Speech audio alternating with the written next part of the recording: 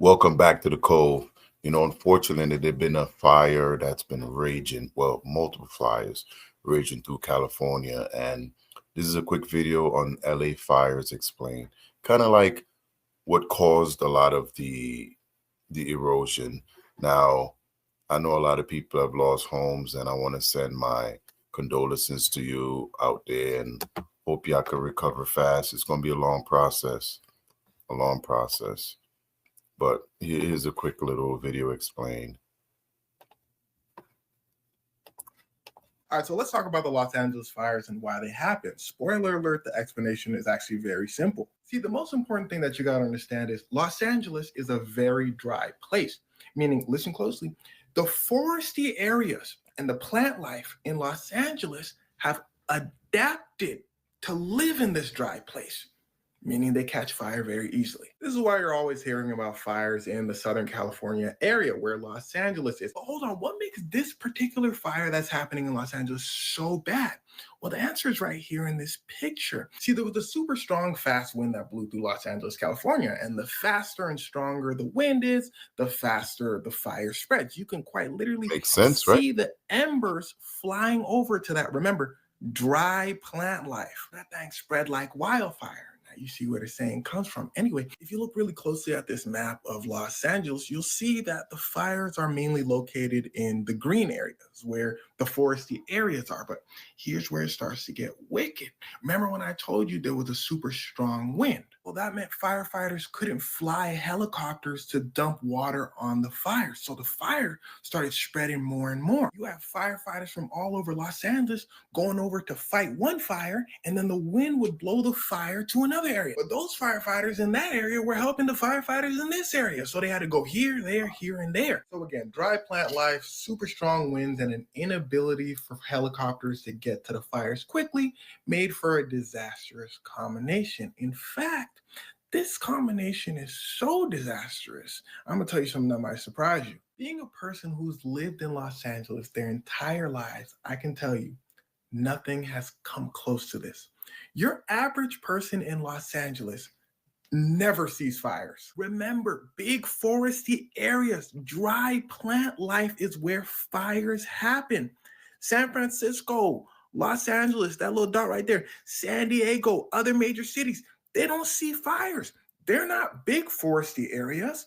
There's less of a chance that places will catch fire. But of course, fires do happen in the foresty areas close to big cities, but the wind isn't super strong. So the firefighters fly over, they stop those fires before it gets really bad. So whenever the news says a fire just broke out in California, people in Los Angeles be hearing it like the rest of the world. They be going, oh man, blessings to the people who live in the foresty areas and their families. In fact, when I heard a fire broke out, I said, man, what foresty area is it happening at? I started getting texts talking about blessings to you and your family. I said, why'd he send me that? Because again, Los Angeles' foresty areas caught fire, very strong winds brought them around. Now I keep saying foresty area, but you probably seen some homes burning down. Well, parts of Los Angeles are intertwined with the foresty areas of Los Angeles. That's why many people lost their homes, sadly, especially the folks over here. This is where some of the wealthiest people in America live. The Pacific Palisades area,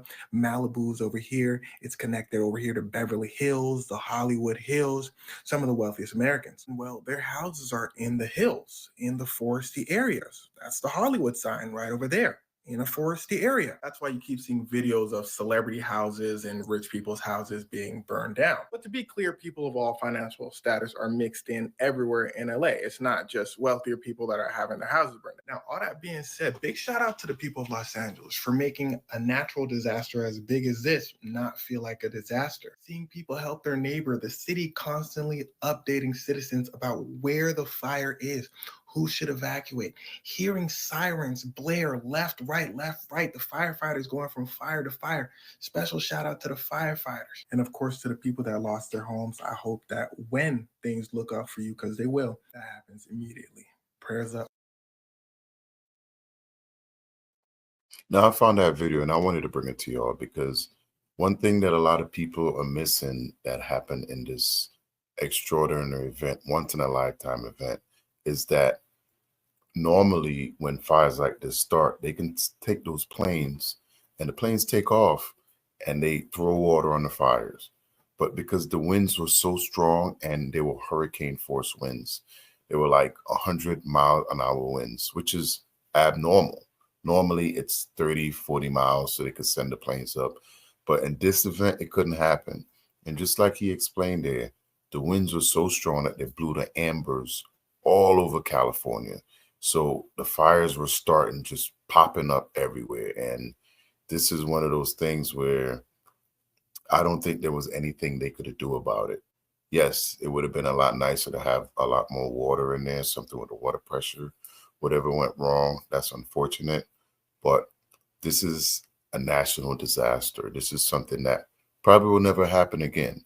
But I'm just hoping that we learn from our mistakes and get wiser with things like this, like sweeping the forests and, little things to not help the burn faster. But let me know down in the comments what you think about the explanation. Peapod Cove.